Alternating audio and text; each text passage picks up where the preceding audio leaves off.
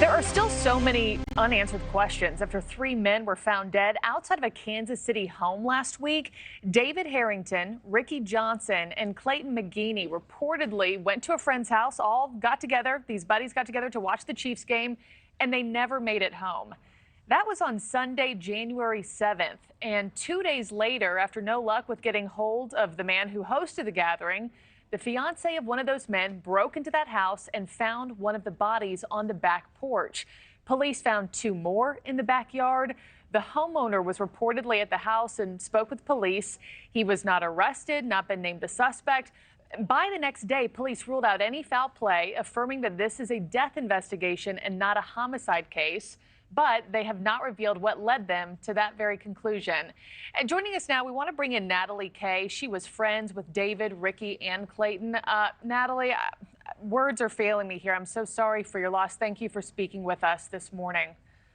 Thank you. What has the last week been like for you after learning the news, and how are you holding up? I know you were close with these 3.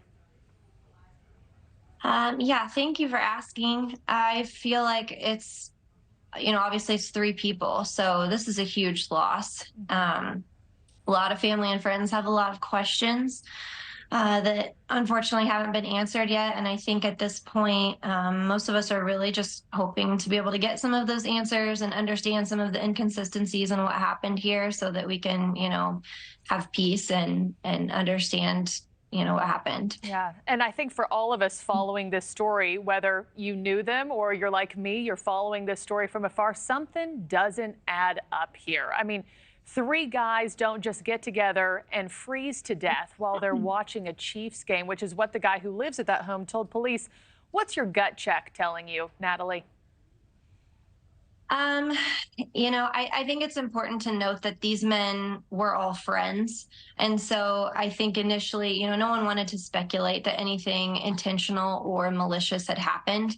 I think that's fair to the 4th party to state. But I think at some point something went terribly wrong. And, unfortunately, there was a party here that was alive and well. And I think that there was a lack of regard, maybe out of fear of consequence, out of fear that it might implicate him. I think that to make a blanket statement that these men froze to death is unfair.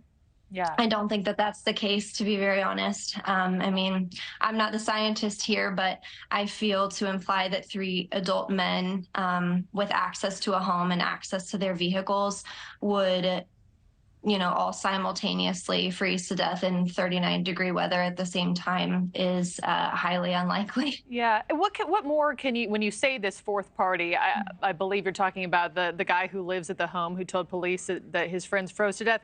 Can you share any more insight about their relationship, how they knew one another? And also, have you been given any more details as to how he didn't know these bodies were in the backyard, or why he didn't report that they were in the backyard for days on end? I actually did not know this man personally, was friends with all of the boys, but I only know of him. I've heard he's a very intelligent man. I've heard he is by no means stupid. He's a scientist, I know that they had all been friends for some years.